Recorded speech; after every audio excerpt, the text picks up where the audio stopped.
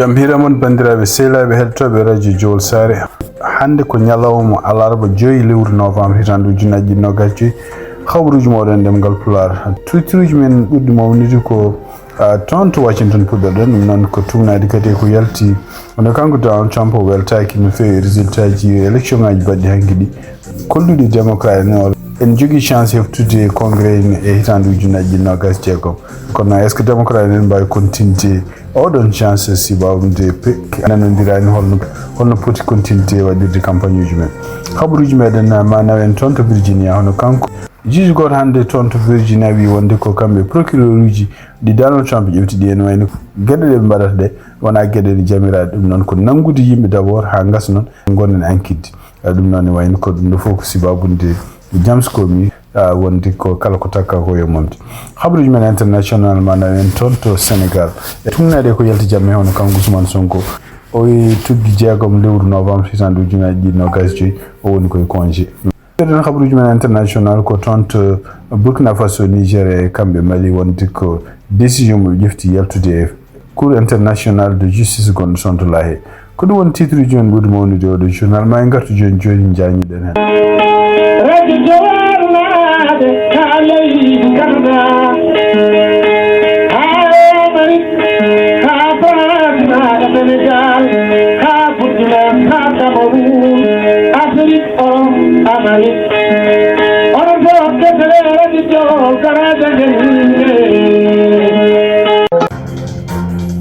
bandiraɓe sehlaɓe heɗotoɓe radio Jowol Sare habaruji men États-Unis puɗɗoɗen ko d'abord ko siftinɗon hande oɗo ñalawma woni ñalawma 37 wonde ko gouvernement mo kanko Donald Trump ne uddi baafe muɗum ɗum noon e tungnade kadi ko anda oɗo sa joni ko ɗum ɗo woni sibabu nde woteji ɗiɗo en no jaari ni kamɓe démocrate wadde ɗumen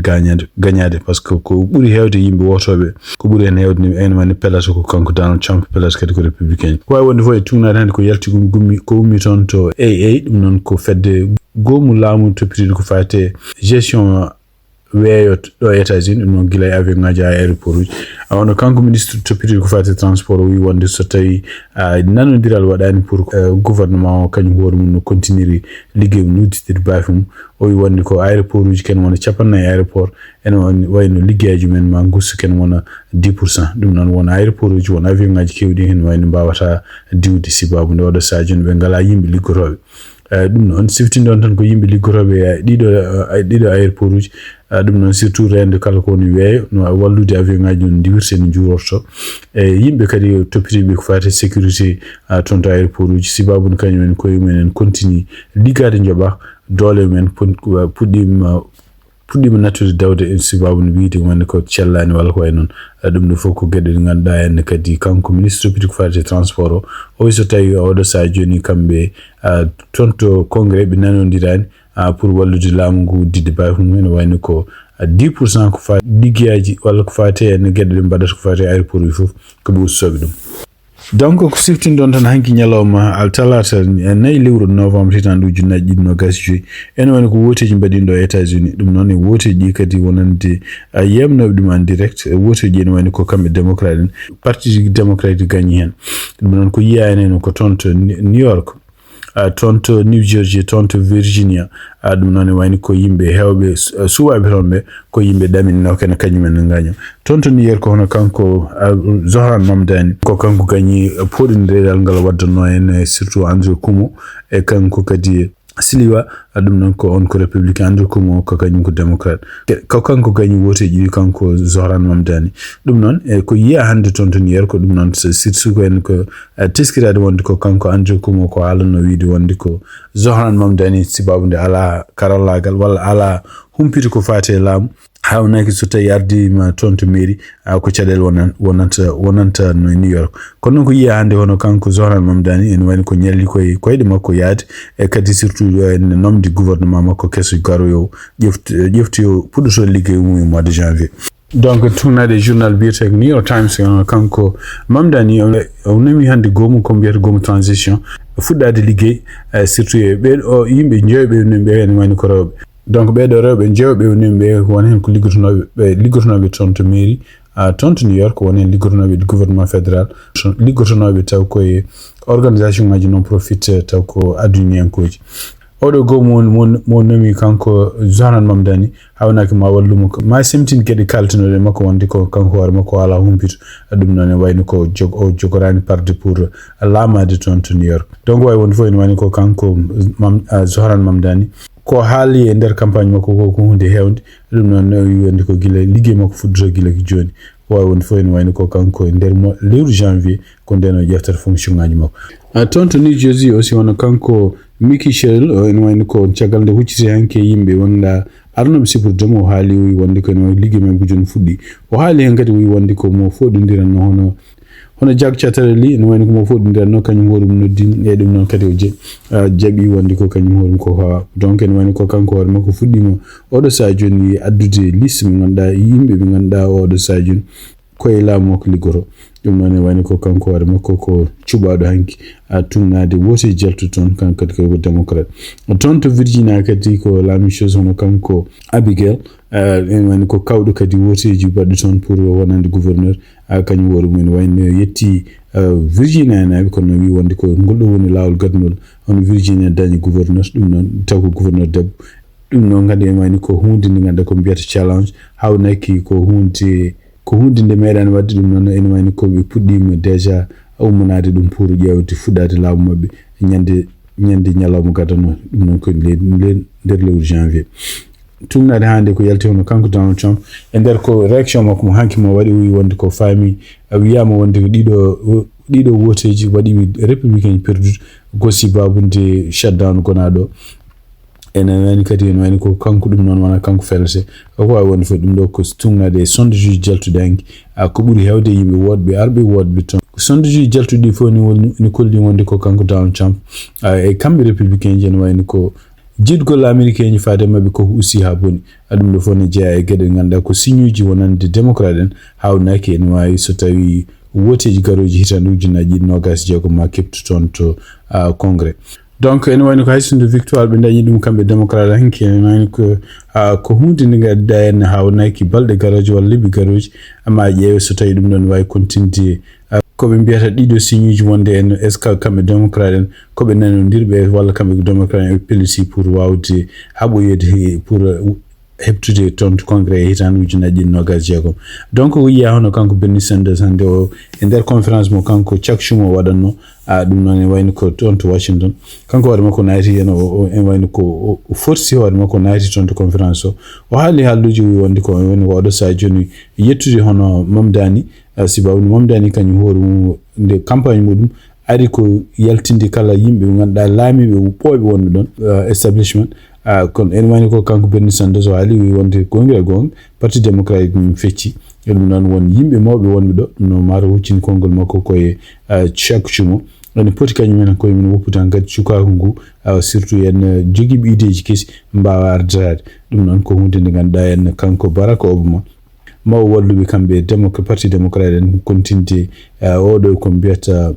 dole ɓe jogui oɗo saha joni continde ɗeɗen dole hadde parti oɗo en jogade caɗele pour wasa nandirde ko wawi wonde fof ene wayni ko kamɓe républicain oɗo saha joni so ɗum yaari ni ene ɓe jogui kulol no fewi wonde ko kamɓe démocrate en e nder hitande ujunnaji ɗiɗi nogas jeegom ma keftu congrès habaruji men ha hande toon to États-Unis ko tugnade habaruji gummiɗi toon to Alexandria ɗum noon ko Virginia ono kanko juge magistrat ono biyeteɗo William Fitzpatrick e nder hande jokkodiral hakkude makko e avocat ji laamu e avocat ji kadi ko défense mo kanko James Comey kanko ɗo juge huccire laamu yimɓe laamu ngo ɗum noon ko fe prosecuteur surtout kanko Lindsey Graham o wi wonde ko peeje ɗe waɗata ɗo joni pour no noddirta yimɓe justice ni ɗum wona hunde lawol ene wayno o wi wonde ko o noddat yimɓe d' abord o nanga ɗumen caggal ɗum ƴeewa nden o ƴeewata holko mbaɗi pour wadde enquête ɗum ɗo kadi wona hunde e wiide makko kadi wona hunde rewde lawol ɗum ɗo fof no ari ko caggal nde kanko James Comey avocat ji makko mbi wonde ko kanko Lindsey Graham gueɗe ɗe ɓe fawimo d' abord ko ɗum ɗo ko hunde fotani jaɓede par ce que ko Donald Trump yiɗi wattade mo kanko James Comey e caggal muɗum kadi ɓe mbi wonde ko sibabude kanko oɗo prosecuteur Lindsey Graham no ƴeftirani wona hunde rewde lawol ko ɗum waɗi donc hande hearing gondo to Alexander Virginia ko pour jewde ko faate en kanko odo debbo holno enquêtirte walla holno addiri kawuji makko sifti don tan ko juge goddo kanyum hoore namdinoma hanki wi wonde ko yo addu kala transcript dum non ko copie kayitaji ko haalde grand jury dum non hadde mabbe fawde makko kanko James Comey sifti don James Comey ko taka gede didi hen gede didi defo ko wiide wonde ko kanko warmo alani gonga to nde wi to congrès hitan ujuna jidi nogas dum non ko faate gede di ganda de be takkono wiya wonde FBI yamiri wonde galleji jandi yankobe yo kabruji di ganda tako ko hunde nde anki fonnode enquête non kanko James Comey o takkono wodon sa o wiya wonde ko yamiri adju makko kanyum yo halde Wall Street Journal kono woni James Comey yeddi dum non ko dum woni ko mbi wonde ko halani gonga e kadi don dum mbi o halani gonga mbi wadi o hadi enquête continue ko woni fo hande wayni ko fada tonto Virginia so kanko juge odo bietedo Fitzpatrick walla kanko juge goddo mo ganna namdi non hanki yo copie ji mabbe fo yo ngartiri hono kanko Kerry ko woni fo en wayni ko do sadio no kambe département justice be bela di be do nyaawo ko namdo wala ko continue na enkita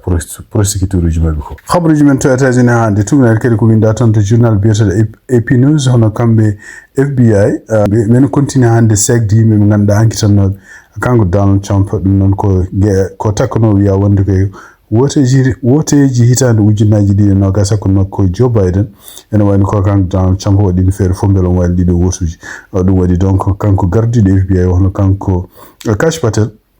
e nder ko yalti hande kadi ɓe mbawi segde kadi agent ji goɗɗi ɗum noon ko yimɓe ɓe ganduɗa jeenoɓe enquitannoɓe ko fate oɗo kamo kanko Donald Trump mo waɗi empêché sibabu muɗum donc siftin don tan ko kanko Donald Trump dum do kadi ko peji de continue hande dum wona pour département justice tan wona pour FBI tan wona pour kadi immigration to bangi immigration e ko hisa o do sajoni ko lami ko seki ken wona temedde ne e capande jiidi e jeegom juge nyaawobe taw ko nyaawobe immigration wonnobe don dum non be don nyaawobe kadi ne jeeyan yimbe be ganda nyaawobe taw ko wonbe cuudi nyaawuji e kono non wonna jeeyan kadi yimbe taw liggey mumen ƴewtade kala ko ñaawete ko wonɓe toon to appel ɗum noon so toppitade ni holno ñaaworde yaade ɗum noon ko surtout yenno goomu biyeteɗo IOR ko ay woni fof e ɗum ɗo kadi en wayni ko FBI kadi yantude mum segde kadi hannde yimɓe taw ko yimɓe enquitannoɓe kanko Donald Trump ɗum ɗo fof ko geɗe kadi ne ngannduɗaa hannde ko ɓuri heewde e démocrat en hannde continue wiide wonde min kalni noon kanko Donald Trump so ari waɗata ko peeje fof beela mo yopto beela kadi mo wawa hisnude e nguru makko ko jiiɗa ɗum ɗon toon to Washington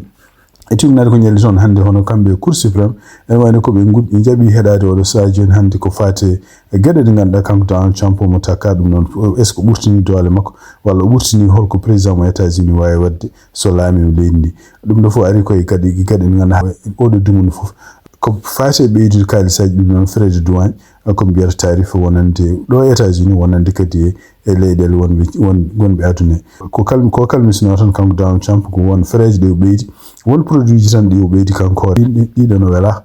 kono noon produit ji goɗɗi ɗi fof ɓeydani ɗum kadi en wayno ko ɗum ɗo kadi ko kamɓe Cour suprême ɓe ngoni ko ƴeewde est ce que ɗum ɗo ko kanko jeeyi oɗon liggey walla oɗon liggey ummoto ko toon to congrès par ce que ko congrès jogui droit wadde yamirde kala ko woni guerre walla kala ko woni gueɗe parɗe e commerce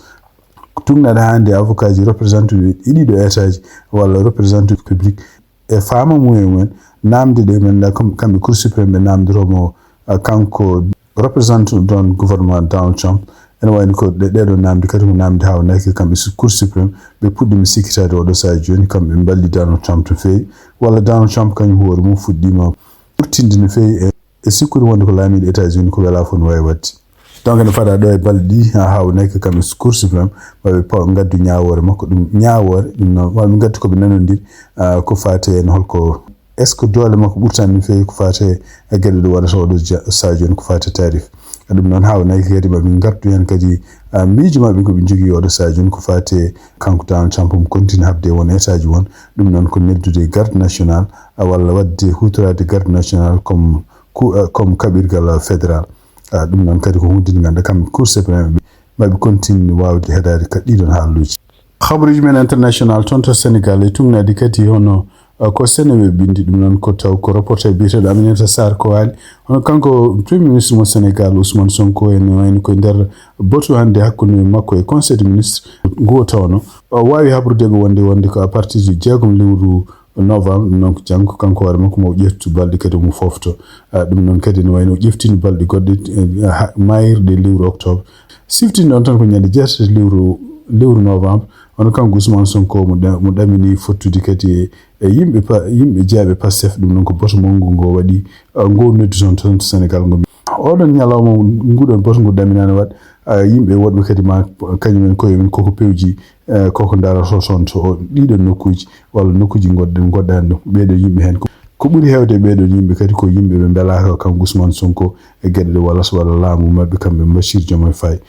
hande toon to Sénégal e tugnade kadi ko winda toon to Sénégal hono mission goto taw ko expert international ene foti arde toon to Sénégal hakkude 5 lewru novembre hitan ɗo junnaji ɗiɗi nogas joyi oɗon expert international noon neni ɗum ko cabinet parisien gonɗo biyeteɗo Veillant and associé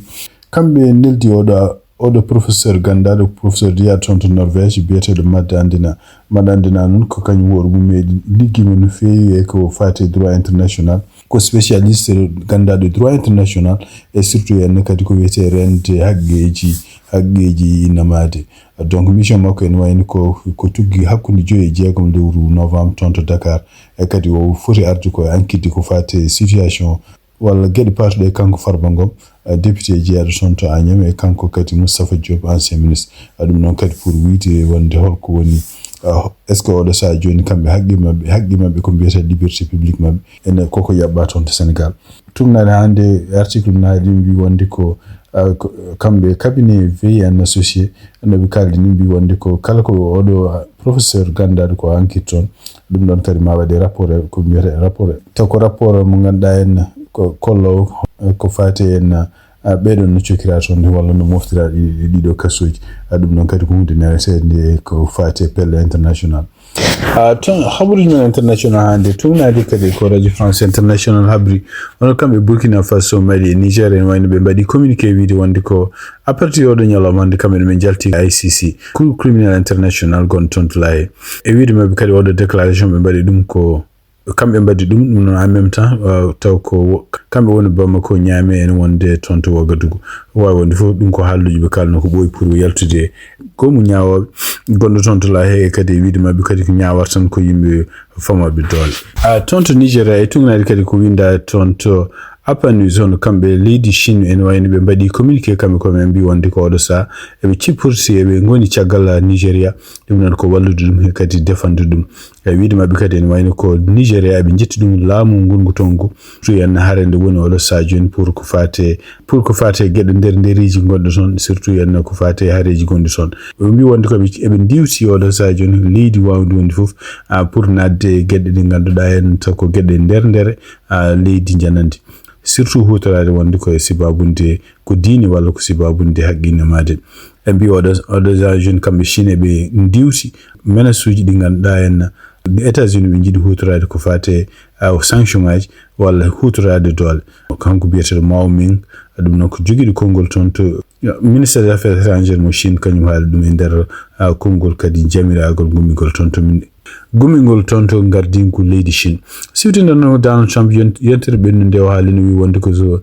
toon to Nigéria en wayno ko chrétien je ne mbare toon ɗum noon kadi warata ɗumen ko waɗ boni en koɓe kono en wayno ko laamu Nigéria kañum hoɗum waɗani doole pour dandude ɓeɗon ɗum ɗo fof noon ko hunde nde ganduɗa kamɓe Nigéria ɓen continue oɗo saha joni e rutude e kadi e tugnade kadi haalluji même jaltude taw ko conseiller makko kanko Donald Trump pitide ko fati affaire uji leyɗe arabeɓe e Afrique